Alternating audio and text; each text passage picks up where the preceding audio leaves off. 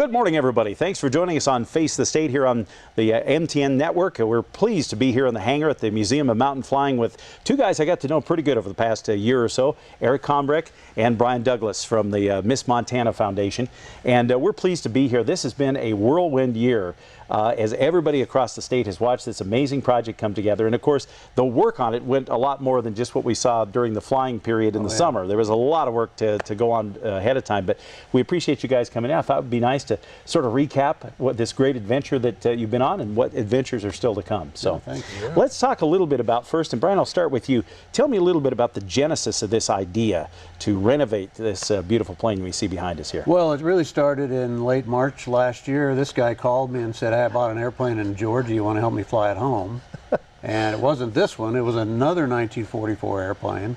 And while we were down there, we just, by complete coincidence, met a lady who had told us about this group of DC-3s that's flying to Normandy for the anniversary of D-Day. And his response was, "We got one of those, we should go with them." And that's really what started it. And it just accelerated really from there once we got home. And Eric, the history on this plane, it has a long association with us here in Montana, doesn't it? Yeah, it started back in 1946. Bob Johnson bought it as military surplus. After the war, he was looking for an airplane to replace his Ford Trimotors, which were kind of his workhorse of the fleet. And somebody recommended to him, you know, these C-47s, and they had pilots coming out of the war, so he actually purchased 320 in 1946 and brought it here to Missoula, and it spent the next 30 years flying all over not even just Montana, but Idaho, the whole Northwest, everything from Africa, doing some things for the CIA, and so it had a whole career right here in Missoula, and then in '75 it was sold. The interesting thing too is that this plane, so people, and there was a little confusion from the average, they said, well, why are you calling it a C-47? It isn't a DC-3.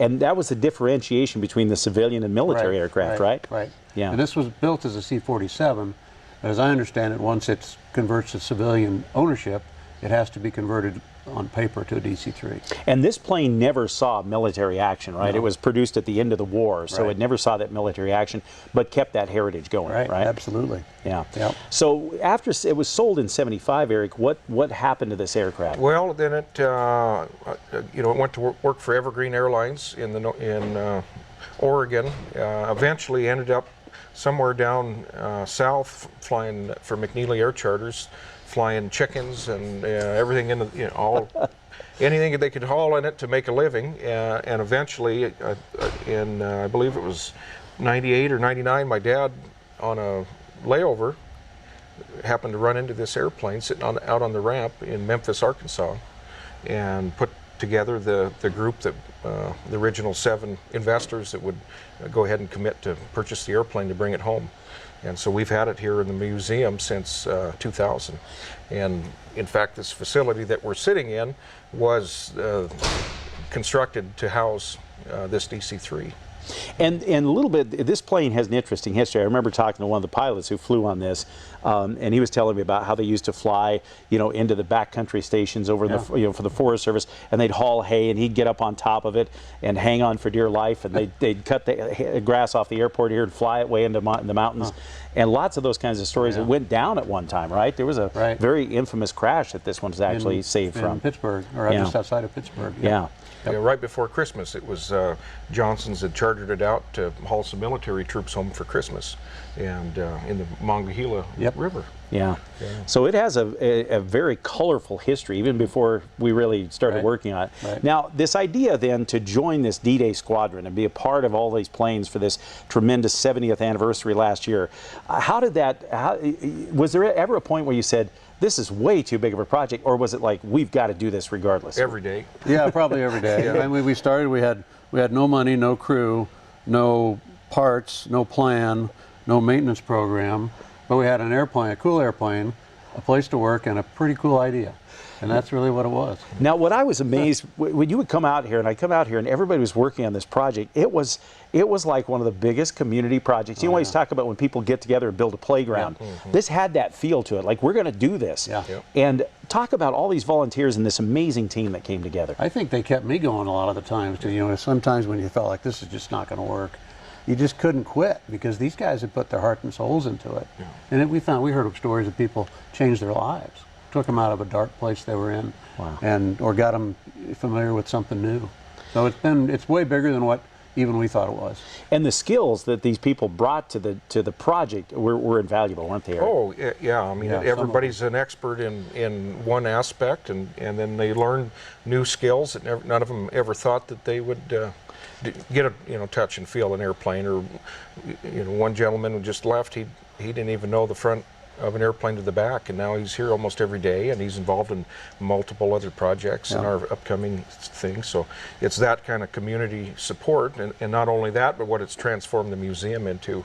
Not only have we almost tripled the membership in the last 12 months, that brings in new money, new opportunities, new ideas.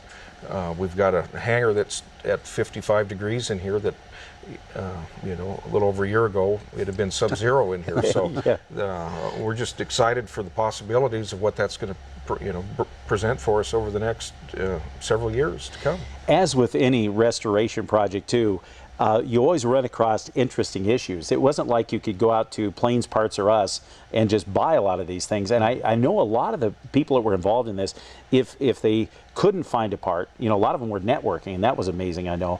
But also the ability to, hey, what if we did this? What if we fabricated this workarounds? The kids call it hacking, I suppose, right? And there was a lot of that, wasn't there, Brian? Because we did some of that, sure. Yeah. There are places that sell DC-3 parts, and we know where they all are now. But some of them you had to fabricate. Yeah, and the problem was that we weren't the only ones in this rat race. There was 15 upwards to 25 airplanes initially that had committed to do this, that were all after the same part suppliers, and so not only prices went up, everything went for a premium. So we unfortunately had to pay 3 to 4 times what we could have 5 years ago. Wow. A $1,200 carburetor is $7,800 that we had to purchase before we left. But if you don't have it, there you are. So it was certainly the expenses were very high, but the community got behind us. We raised the money, and we went over there, and in the end, I think we were one of the shining stars, and certainly the most widely known airplane out of all 15 that made the crossing. Definitely the underdog. And I noticed we should also give a shout out to all the sponsors, whether it was Neptune Aviation, whether it was, the different people that would step forward, whether it was donating time, parts, materials, cash. I mean, that is really what made this possible. Yeah, we'd be here for 30 minutes if I could name everybody that really did get behind this project. I mean, Brett's RV and Marine, Jeff and Cody Gordon, Pacific Steel, Neptune Aviation, just on and on, Bank of Montana, and you got to give those guys props because they jumped in right behind us in the beginning when most people thought we were going to fail. They believed in us when we weren't sure we believed in ourselves. Yeah, so and we wouldn't be here without them. It's just unbelievable. Let's talk about what was the biggest challenge in getting this airborne. Certainly there was a ton of things, but what was the one thing, maybe, Brian, that you were most worried about going into the project as you really rolled up your sleeves and got to work? Wow, I don't know that I could put it was everything coming together. There were 1,000 things that had to come together, and all of them were important. Every one of them had to be done and done right. Well, I don't know that any one. Of course, the engines and props were big, and they took up a lot of time, and the other things that are attached to them.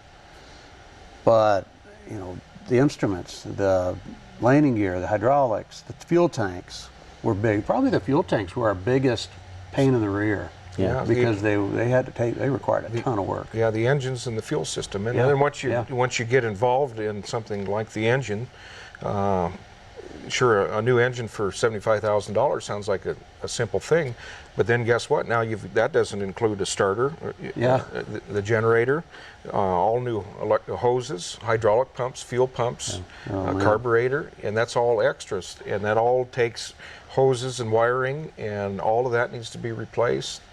Baffling, cowlings don't fit right, so it just one door opens to 10 more doors, and you know, pretty soon you start chasing.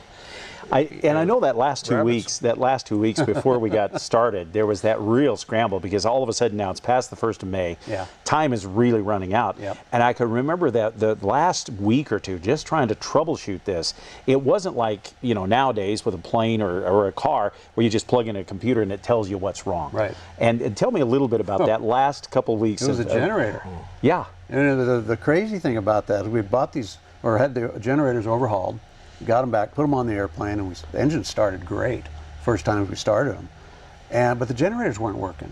And we spent, I bet, the better part of 2 weeks with 5 to 8 guys, qualified mechanics, going all over the airplane trying to figure out why aren't these things running. We couldn't fly without them. And it turned out one guy from, Jay Weber, I think, from Neptune was the guy, quiet guy, never says boo, and he pops up one day and says, I figured it out, the leads were switched. So the bad news was that it was a terrible problem we had to fix. The good news, it was an easy, free fix. Yeah, nothing got hurt. What was it like that first flight? I can remember being out on the runway that sunny afternoon. It was a Sunday actually, and when that thing took off, Yeah. and I know I was thrilled. Yeah. And everybody was up in the tower over here watching, and all the volunteers. A big cheer goes up. But what was it like to be on board the plane that moment? What was going through your Neither mind? of us were on it. Oh, you no, weren't. we weren't. It was That's Randy right. and Jeff and That's Frank were on right. the first Well, what flight. was your thoughts? Oh, man. That's right. You and I were in the tower. Yeah, I forgot it about was- that. Yeah. But what was it like to finally see it airborne? Oh, boy. It was magical. Yeah. I mean, the excitement, everybody, the whole town, like you said, was here. We were out along the runway. You guys were in the tower. Minuteman Aviation donated a really nice helicopter to get some amazing aerial film for that, and CBS. Just magical is what, and it all became real after that. I kind of felt like everybody that was watching, everybody that worked on it, that given money, time, effort, we kind of lifted off with it. Kind of took off and got air beneath the wheels for the first time in 18 years. We're talking with Brian Douglas and Eric Combrecht with the Miss Montana Foundation. Now let's take this overseas now. Let's talk about that big epic flight across the U.S., across the North Atlantic, and then on the way to D-Day. What was some of your thoughts, Eric, in that adventure? Well, what was it? 5 days after this magical first test flight. It was a week. Yeah, about a week. 1 week. Literally, we had a week to get, not only. I think most of us hadn't even packed our bags. No, and we had weather issues late in the week. Put us off 3 or 4 days. Yeah, so we had the pressure of the rest of the pack, the squadron. Had already met up in Washington D.C. and were working their way, so we had a little bit of pressure there to catch up with them, and I think we finally just agreed, you know what, we're going to do it when we're ready, and we're not going to push weather, and the skies cleared, and we had a great tailwind down to Kansas. Yeah. Had a bug up, something told us that we better get up early that next morning. That's right. And we beat a terrible storm out of Wichita. Tornado. Within 30 minutes, we were 30 minutes in front of a tornado they were evacuating towns. Yeah. And we used that wind to sail us up to Arkansas and Tennessee, yeah, and then into Oxford, Connecticut. Yeah, so we had great weather, no delays, no mechanical issues, and then the lap around the Statue of Liberty. Yeah, that was pretty cool. I liked it when you were flying, when you finally got up into Greenland and you started to make that transatlantic crossing. And I think everybody back here in Montana had our fingers crossed, even though knowing. But it really was. Safety was always uppermost in your minds, wasn't it? Yeah. It was. I mean, there's risks up there. If you go down in the North Atlantic, your odds aren't good. Yeah. But you know that going in, and it's really rare. But some of the places we flew over and to. I mean, so few people get to see that country at low altitude like we did in a 75-year-old airplane. And you must have felt the legacy of it, too, because you're using that same up and over route, right? Oh, yeah. And we felt pretty good because we had 25 hours of braking time on the engines by the time we hit the North Atlantic. So there was all that extra pressure and stress that we had that, we were the only airplane that wasn't flying 12 months before we left, so and we weren't flying 10 days before we left. And we all had to get type rated in the airplane and trained, and so we all just came together as a big team. It was, I can't stress it enough, a team effort. Yeah, that really was. everybody was checking weather and helping with the airplane and making decisions. And you know, we just did a great job and had a hell of an adventure. And the reception when you got there. I mean, when you landed in England and we started to see all those images coming back of the, you know, these other aircraft, and not just the DC-3s and C-47s, but a lot of the others that were part of this. But that special moment of all these planes coming together. Brian, what was that like? Well, when we started meeting some of the other crews, and we'd met a couple of them, but we started meeting all the other crews in the D-Day Squadron. Every single one of them said, don't take this wrong. We've been following you. We didn't think you're going to be here. In fact, one guy, the chief pilot for the Benovio airplane, said, I left California 2 weeks before you left Missoula, and you landed 15 minutes later than me at Duxford. Yeah. So we did. Once we got going, we made pretty good time. We didn't have any, we went around some weather, but yeah, they were all, I think that's when I first really understood that we were the kind of the underdog of the whole bunch, because we were the only ones that were really working on not just getting there, but getting airworthy. All these other planes were flying. Yeah, a lot of them had been flying for some years or whatever. Yeah, and I think there must have been something about that Montana cachet too. Yeah, There's something that was sort of a Wild West, kind of like the mutt dog of the pack here. Yeah, and we're fun. on a limited budget. You know, we had to raise every 10 cents that we had to do this trip. We didn't have a multi-millionaire backer or a foundation that is saying go have fun. So we're spending our own money. And that's what I think genuinely everybody thought this was the real deal. This is and that's I think real grassroots thing. Yeah, we just really connected with the people and even in Germany and Europe. They over there are probably some of our biggest fans. We've got probably over 8,000 followers since this started, and I would say well over half of them are Europeans. That's amazing. And they love this airplane. There was another part of this too, besides the military legacy and of course the reunion of the D-Day and the few handfuls of vets that are left, and that was this tie to Montana and smoke jumping. Right. Because that's an important thing. People don't realize how the military experience really led to Johnson's flying service and the evolution of smoke jumping. So to have our paratroopers come on that plane and be a part of that jump, say a word about that. Well, half of our jumpers, we call them our jumpers because they really were ours, half of them had a smoke jumping heritage or background, or even current active duty smoke jumpers. So we had some former military, current military, and former and current smoke jumpers that jumped out of our door. And so to jump out of this airplane, which is the only airplane in the whole group that had any smoke jumping history or activity in its history, it was pretty cool. Yeah, it really was unique. And that flight that morning, we were watching a live stream that some aviation folks were putting up there, and they got so excited when Miss Montana. Is that Miss Montana? Is that Miss Montana? That was so fun. That day, I suppose you'll always remember it, won't you, Eric?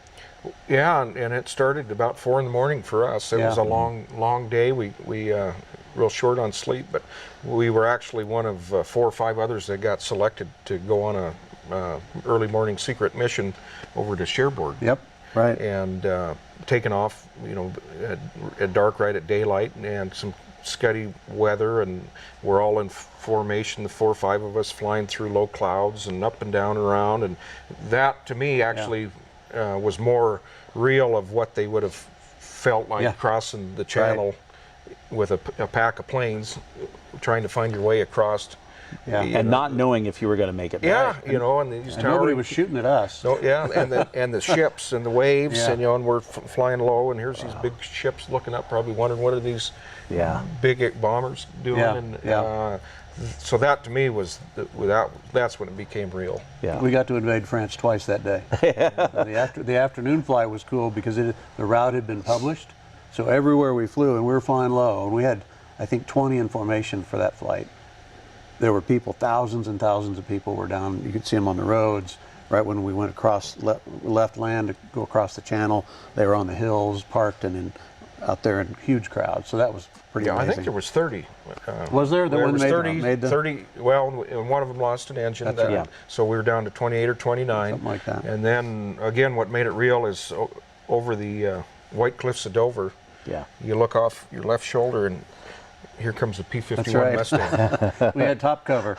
And, both Art and I are flying, and we just look at each other and says, this is not even worth taking a picture right now. Just smile and soak savor it in. the moment. And then you look down on the cliffs, and must have been 30,000 people up there waving at us. Wow. And, the fighters are circling us and taking pictures. And that was the ultimate. Yep. Right there. When you got back, of course, Miss Montana's efforts in 2019 were not over, because then it was time to pay tribute to that firefighting legacy with the flyover of Man Gulch, and of course that's an extra special moment for this plane and its history, right? Right. Tell me a little bit about that, Brian. That Man Gulch flyover. That was amazing.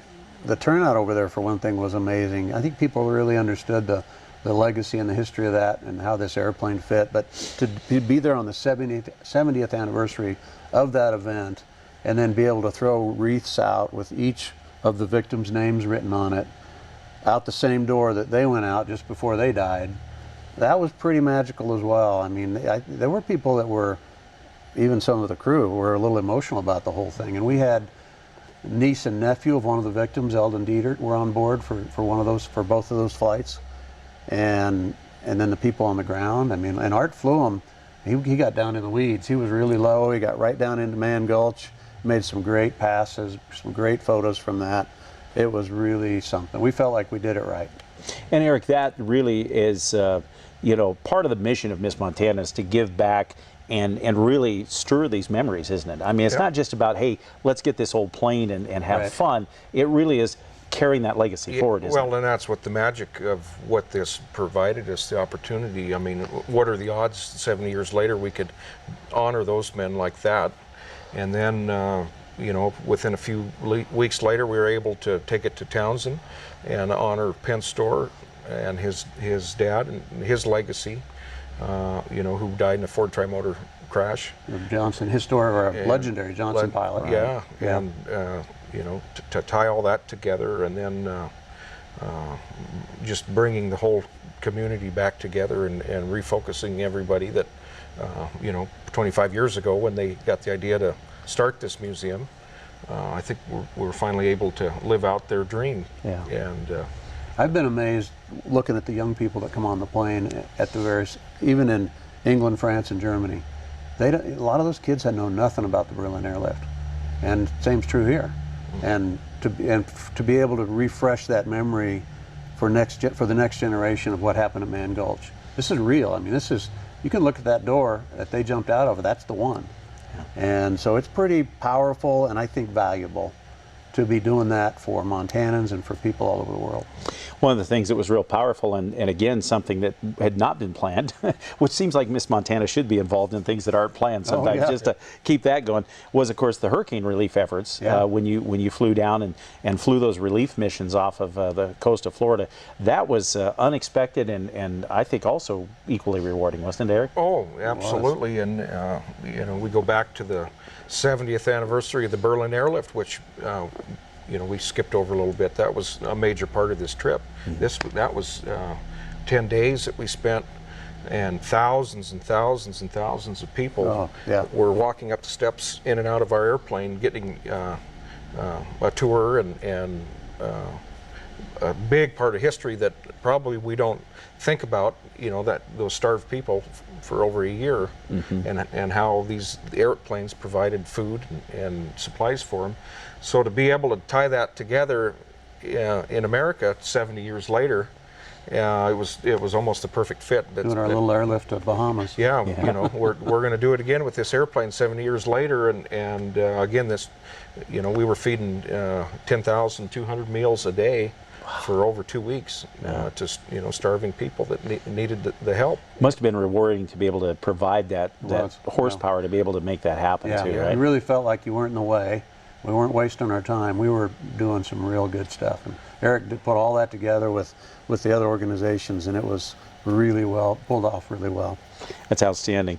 What's the next year hold? We got a couple of minutes left here. What's the next? What's 2020 and beyond hold for Miss Montana? Well, Brian and I've been talking. There's so many opportunities. We've been invited to countless fly-ins and air shows. I think the museum and Miss Montana, we'd like to sponsor some of our own, maybe some backcountry fly-ins, or promoting it. You know, where we want to go with this now is certainly promoting aviation maintenance and the young generation. You know, we're talking of a STEM program or a youth build project to open the doors up again and get people out here. Yep. Hands-on experience. You know, thanks to the attention that this airplane's brought over the last year, we're good for 2020 as far as the insurance, and you know, we've got some amazing pilots trained, but we're always going to be faced with fuel bills, insurance, and keeping this thing flying. So we welcome anybody to get involved that wants to get involved. To you know, we're closed for the winter for maintenance, but certainly just come out to the airport and knock on the door. If you see vehicles, we're in here working. We've got plans for our TBM firebomber. I heard that. Restoration. That's kind of our next big project that we're going to announce. We hope to get that flying for next spring. And then, you know, the sky's the limit, I think, with this. And I think, again, just the legacy is still there to continue that community involvement, using the volunteers. If somebody's got an interest, you'll find something they can do, right? Yeah. I mean, we're sort of the events of the last year are going to fade pretty quickly if we don't take advantage of it and really keep things going, keep the enthusiasm, keep the interest up, use the educational part of it. It's a wonderful platform to do all that with. I think it's been a lot of fun. It's certainly been a great year, and we want to thank you guys and all the volunteers for making us feel welcome as we came out and participated in. And of course, with Christmas just around the corner, would you mind if we had a little something for you? Yeah. I think this is Brian's thing here. I got this for Eric. This is our probably the most popular favorite picture over the White Cliffs of Dover. And I got one for myself, and I thought, you know, I'd give that to Eric for Christmas. Wow. It's just a stunning picture of Miss Montana, low over the water, with the sun on her at the White Cliffs of Dover. Yeah. Well, thank you. Yeah. So there you go. Merry Christmas. A little Merry Christmas for you. Yeah, exactly. It's been a ride. We should, you know, Santa really ought to lease this plane. It's pretty reliable. Yeah, we've got plans for Christmas lights demonstration over at Missoula here, if we can, you know, pull it off. If the weather cooperates. If the weather cooperates, and we're hoping to do some Santa flights. And again, I just can't thank everybody enough in the community that came behind. Absolutely. Hundreds and hundreds of you that believed in us, and not only with, you know, your money, but your prayers and wishes. And that's what following us was huge, knowing that everybody was paying attention back. It was almost like the whole state was in the plane right here, right? We tried to bring them along. Everybody was in our thoughts. I'm about done with the book. I'm writing a book on the whole thing. Oh, so good. Hope to have that out in the spring. Good. Well, watch for that, and be sure to follow. What's the updated name of the Facebook page Miss Montana to Normandy and beyond. To Normandy and beyond. That's right.